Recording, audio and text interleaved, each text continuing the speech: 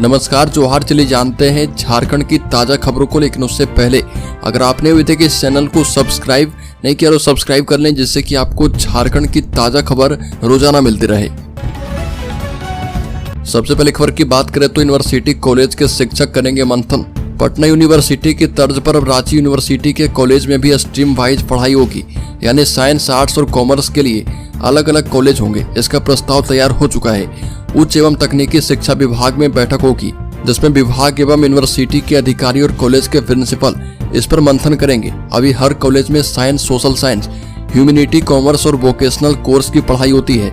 नई योजना लागू होने पर डोरंडा कॉलेज में सिर्फ साइंस की पढ़ाई होगी, वहीं मारवाड़ी कॉलेज में केवल कॉमर्स स्ट्रीम के स्टूडेंट्स का एडमिशन लिया जाएगा। अगली खबर, बालू सिंडिकेट दिन रात काम में जुटा। बता दें कि मानसून में मुनाफाखोरी के लिए रांची में एक बार फिर से बालू का खेल शुरू हो गया है। 10 जून से बालू उत्खनन पर नेशनल ग्रीन ट्रिब्यूनल की रोक लग जाएगी, जो कि 15 अक्टूबर तक जारी रहेगी। इसे देखते हुए बालू सिंडिकेट में शामिल लोगों ने अवैध तरीके से बालू का स्टॉक करना शुरू कर दिया है। रांची शहर में रोजाना 40 से 50 हाईवा और ट्रक बालू पहुंच रहा। रोक के बावजूद सिल्ली के श्यामनगर, हजामनगर, झाबरी घाट, सोनाहातू, दसम और छापर घाट से सबसे अधिक बालू का उठाव हो रहा। अगली खबर की बात करें तो रेल मंत्रालय ने जारी की नई गाइडलाइन। रेलवे ट्रैक पर काम करने वाले कर्मी को दिए जाएंगे रेनकोट, विंटर जैकेट और ब्रांडेड जूते। रेलवे ट्रैक पर काम करने वाले पॉइंट्समैन, गेटमैन, कैबिन मैन, लीवरमैन को ड्यूटी के दौरान सेफ्टी उपकरण दिए जाएंगे। इस संबंध में रेल मंत्रालय ने नई गाइडलाइन जारी कर सभी रेलवे जोन के जीएम को नए सेफ्टी उपकरण देने के लिए कहा। गाइडलाइन के मुताबिक ट्रैक पर काम करने वाले कर्मियों बारिश के समय रेनकोट के साथ कैप पहनना उनके लिए जरूरी होगा और उन्हें वाटरप्रूफ ट्राउजर भी दिए जाएंगे। अगली खबर, पहली बार अपने बूथ पर वोट दे पाए वोटर। जमकर किया गया मतदान। बता दें कि झारखंड बिहार से साल 2000 में अलग हुआ था और इस राज्य को बने लगभग 24 साल हो गए। तब से 5 लोकसभा चुनाव और इतने ही विधानसभा चुनाव हो चुके हैं। राज्य के गठन के बाद यह पहली बार हुआ कि चतरा जिले के लोग अपने बूथ पर पहली बार वोटिंग कर पाए और इस जिले के माओवाद प्रभावित 5 गांव के मतदाताओं ने पहली बार अपने बूथ पर बड़ी संख्या में मतदान किया। इससे पहले कान्हा चट्टी ब्लॉक के गरिया, अमकुदर, पथेल, बनिया बांध और सिकित गांव के मतदाताओं को केंदुआ, सहोरे या फिर जासपुर में मतदान केंद्र पर अपने मताधिकार का प्रयोग करने के लिए जाना पड़ता था। अगली खबर, जयंत सिन्हा ने नहीं किया मतदान, भाजपा ने नोटिस कर मांगा जवाब।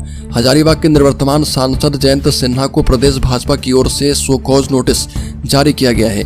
उनसे 2 दिनों में जवाब मांगा गया और प्रदेश महामंत्री एवं राज्यसभा सांसद आदित्य साहू ने पत्र जारी कर कहा कि लोकसभा चुनाव 2024 में जब से हजारीबाग लोकसभा सीट से पार्टी द्वारा मनीष जायसवाल को प्रत्याशी घोषित किया गया है, तब से आप ना तो चुनाव प्रचार और ना ही संगठनात्मक कार्य में रुचि ले रहे। वहीं लोकतंत्र के महापर्व में अपने मताधिकार का प्रयोग करना भी उचित नहीं समझा है। आपके इस रवैये से पार्टी की छवि धूमिल हुई है और प्रदेश भाजपा के अध्यक्ष बाबूलाल मरांडी के निर्देशा मुताबिक आपसे आग्रह है कि इस संबंध में 2 दिनों के अंदर स्पष्टीकरण दें। अगली खबर, धनबाद में सीबीआई की बड़ी कार्रवाई। 25-25 हजार रुपए रिश्वत लेते पकड़े गए ईसीएल के 3 अधिकारी। ईसीएल की राजमहल परियोजना में विस्थापित को उनकी जमीन का मुआवजा भुगतान करने के लिए रिश्वत मांगने के आरोप में ईसीएल के 3 अधिकारी को धनबाद सीबीआई की टीम ने गिरफ्तार कर लिया है। तीनों अधिकारी को 25-25 हजार रुपए रिश्वत लेते रंगे हाथ पकड़ा गया और सीबीआई की टीम सुबह ही मागामा स्थित ईसीएल की राजमहल परियोजना में पहुंच गई थी। गिरफ्तार अधिकारियों में राजमहल परियोजना के chief manager Parmeshwar Yadav, deputy manager civil Vipin Kumar और सहायक राजस्व निरीक्षक पवन महतो शामिल हैं। अगली खबर, झारखंड की बेटी बनी आईएफएस टॉपर। बता दें कि गढ़वा की बेटी रितुका पांडे ने आईएफएस में देश में पहला रैंक लाकर जिले एवं झारखंड राज्य का नाम रोशन किया। रितुका पांडे गढ़वा थाना क्षेत्र के कुंडी गांव निवासी विजय पांडे की पुत्री है और उसका चयन यूपीएससी परीक्षा 2023 के तहत भारतीय वन सेवा में किया गया था। बता दें कि रितुका पांडे संयुक्त बिहार में प्राथमिक शिक्षक संघ के पलामू प्रमंडल के चर्चित नेता विक्रमा पांडे की पोती है, जबकि बिहार राज्य के रोहतास जिला अंतर्गत नौहट्टा गांव में उसका ननिहाल है। रितुका का पूरा परिवार नई दिल्ली में रहता है। अगली खबर, केंदुपत्ता संग्रह में पिछड़ा झारखंड, करोड़ों के राजस्व का नुकसान। झारखंड केंदुपत्ता संग्रहण के मामले में भी पिछड़ गया है। जिससे राज्य सरकार को करोड़ों रुपए के राजस्व का नुकसान हुआ। 2021-22 में 56 करोड़ राजस्व संग्रह हुए थे, लेकिन 2022-23 में मात्र 24 करोड़ के ही केंदू पत्ते बेचे गए। यही नहीं, केंदू पत्ता संग्रहण में लगे मजदूरों को पड़ोसी राज्य मध्य प्रदेश और छत्तीसगढ़ से भी कम मजदूरी मिलती है।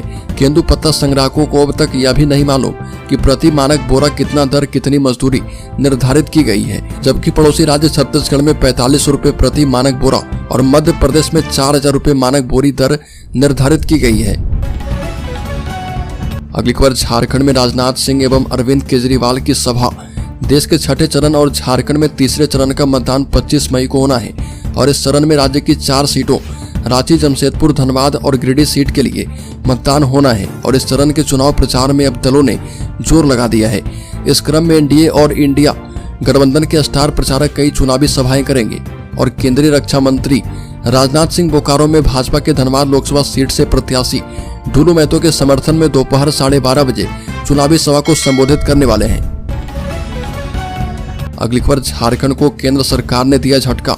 जीएसटी कंपनसेशन के रूप में मिले सिर्फ 165 करोड़ रुपए। झारखंड सरकार को केंद्र से एक बार फिर से झटका लगा है। पिछले साल की तुलना में इस साल झारखंड को केंद्र से जीएसटी कंपनसेशन के रूप में सिर्फ 165 करोड़ रुपए मिले हैं, जबकि 2023 में झारखंड सरकार को जीएसटी कंपनसेशन के रूप में 2064 करोड़ रुपए मिले थे। इस हिसाब से पिछले साल की तुलना में झारखंड सरकार को लगभग 1900 करोड़ रुपए कम मिले और झारखंड सरकार वैट से मिलने वाले राजस्व वसूली में भी पीछे रही है। अगली खबर, अंतिम 2 चरण के लिए बीजेपी ने झोंकी ताकत। झारखंड में नेताओं को दिया गया बड़ा टास्क। झारखंड में 7 सीटों पर लोकसभा चुनाव संपन्न हो गया है। अब बाकी बची 7 सीटों में रांची, जमशेदपुर, धनबाद और गिरिडीह जैसे शहरी केंद्र हैं। संताल में दुमका, गोड्डा और राजमहल भी शहरी मतदाताओं वाला क्षेत्र है और भारतीय जनता पार्टी अब अपने प्रचार अभियान को इन सीटों पर केंद्रित करेगी। पीएम मोदी 28 मई को साहिबगंज सीट के लिए चुनाव प्रचार करने लिट्टीपाड़ा आएंगे और उनका दुमका लोकसभा में भी आने का कार्यक्रम बनाया जा रहा। उत्तर प्रदेश के मुख्यमंत्री योगी आदित्यनाथ के कार्यक्रम बाकी बचे 7 सीटों पर प्रमुखता से लगाए जा रहे। अगली खबर, ईडी ने सुप्रीम कोर्ट में हेमंत सोरेन की अंतरिम जमानत अर्जी का किया विरोध। कहा कि नेता किसी विशेष दर्जे का दावा नहीं कर सकता। ईडी ने उच्चतम न्यायालय में कहा कि झारखंड के पूर्व मुख्यमंत्री हेमंत सोरेन अपने खिलाफ धन शोधन मामले की जांच को राज्य मशीनरी का दुरुपयोग कर प्रभावित करने की कोशिश कर रहे। ईडी ने लोकसभा चुनाव में प्रचार करने के लिए अंतरिम जमानत देने के उनके विशेष अनुरोध का भी विरोध किया। जांच एजेंसी ने न्यायालय में यह दलील दी कि एक राजनीतिक नेता एक सामान्य नागरिक से अधिक किसी विशेष दर्जे का दावा नहीं कर सकता है।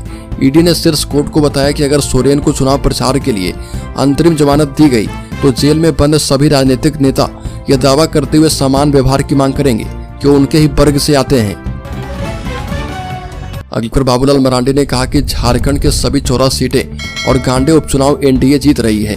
भाजपा के प्रदेश अध्यक्ष बाबूलाल मरांडी ने राज्य की 3 लोकसभा सीट एवं गांडे विधानसभा उपचुनाव संपन्न होने पर राज्य की जनता का आभार जताया और कहा कि एनडीए राज्य की सभी 14 लोकसभा सीटें जीतेगी। गांडे विधानसभा उपचुनाव में भी एनडीए प्रत्याशी की जीत तय है और ये भी कहा कि 400 पार का लक्ष्य एनडीए के लिए कठिन नहीं है। पिछली बार भी भाजपा ने 303 सीटें जीती थी और एनडीए ने 353 सीट जीती थी और अब 47 सीट ही आगे बढ़ाना है, तो जनता के आशीर्वाद से ये बिल्कुल ही संभव है। अगली खबर, कल्पना सोरेन ने कहा कि तानाशाहों ने 31 जनवरी को मेरी जिंदगी बदल दी। बता दें कि झारखंड मुक्ति मोर्चा प्रत्याशी कल्पना सोरेन ने सोशल मीडिया पर पूर्व मुख्यमंत्री एवं अपने पति हेमंत सोरेन को लेकर भावनात्मक पोस्ट किया और लिखा कि हेमंत पर राजनीति, दल, सरकार सबकी जिम्मेदारी रही और इससे इतर वह घर, बच्चे, बाबा, माँ और परिवार की देखभाल में खुश थी। ना उन्हें कभी राजनीति में आने का शौक था और ना ही कभी सोचा था कि उन्हें यह करना है, लेकिन तानाशाहों ने 31 जनवरी को उनकी जिंदगी बदल दी और ये लिखा कि हेमंत के साथ ही उनकी पत्नी आत्मा को भी 4 दीवारी में कैद कर लिया गया है। अगली खबर की बात करें तो चुनाव के बाद होगा झारखंड में वीआईपी का सिक्योरिटी ऑडिट। इन सांसदों की घटेगी सुरक्षा। लोकसभा चुनाव का परिणाम आने के बाद राज्य में एक बार फिर से विशिष्ट व्यक्तियों की सुरक्षा का ऑडिट किया जाएगा। किसी की सुरक्षा घटेगी तो किसी की बढ़ाई जाएगी। सबकी श्रेणी तय होगी और उन पर संभावित खतरों का आकलन किया जाएगा और उसके मुताबिक उन्हें सुरक्षा व्यवस्था दी जाएगी। हाल के दिनों में ईडी की कार्रवाई, राजनीतिक फेरबदल, कार्यदायित्व एवं पार्टियों में फेरबदल से झारखंड का राजनीतिक समीकरण बदला हुआ है और कई विधायक संसदीय चुनाव लड़ रहे। जिन्हें जीत मिलेगी उन्हें उस पद के मुताबिक सुरक्षा मिलेगी, वहीं जो हारेंगे उनकी सुरक्षा घटनी तय है। अगली खबर सीता सोरेन ने कहा कि राज्य में मंत्री मुख्यमंत्री भ्रष्टाचार में आकंठ डूबे हैं। भ्रष्टाचार मुक्त झारखंड के लिए भाजपा को विजय का आशीर्वाद दे। दुमका लोकसभा क्षेत्र से भाजपा के प्रत्याशी सीता सोरेन ने रामगढ़ प्रखंड के विभिन्न ग्राम पंचायतों में जन आशीर्वाद जनसंपर्क यात्रा निकालकर दर्जनों गाँव के ग्रामीणों से विजय का आशीर्वाद मांगा। इस दौरान प्रखंड के नौखेता, आमचोला, सिंदुरिया, कोना पाथर, कनिया, जमाई गांव पहुंची और मोदी की गारंटी से लोगों को अवगत करवाया। अपने संबोधन में कहा कि गुरुजी शिबू सोरेन के आश्वस्त होने के कारण झारखंड मुक्ति मोर्चा पर बाहरी लोगों का कब्जा हो गया है और सोरेन परिवार की बड़ी बहू होने के नाते पार्टी में जो मुझे अधिकार और सम्मान मिलना चाहिए था वह नहीं मिला। अगली खबर सातिर दिमाग युवक नवादा से आते रांची करते ऐसा अपराध की पुलिस रह जाती है दंग। एटीएम में छेड़छाड़ कर पैसे की निकासी करने वाले गिरोह का भंडाफोड़ रांची पुलिस ने किया। इस मामले में रांची की लोअर बाजार पुलिस ने एक आरोपी को गिरफ्तार किया है। आरोपी के पास से बड़ी संख्या में एल्यूमिनियम के सीट के टुकड़े और 5 एटीएम कार्ड मिले। बताया जा रहा कि बिहार के नवादा जिले का रहने वाला नीतीश नाम का आरोपी अपने एक सहयोगी के साथ अपने नापाक इरादों को अंजाम देने रांची पहुंचा था। इन दोनों की काली नजर रांची के एटीएम पर थी, लेकिन यह रांची पुलिस की नजरों में आ गया और पकड़ा गया।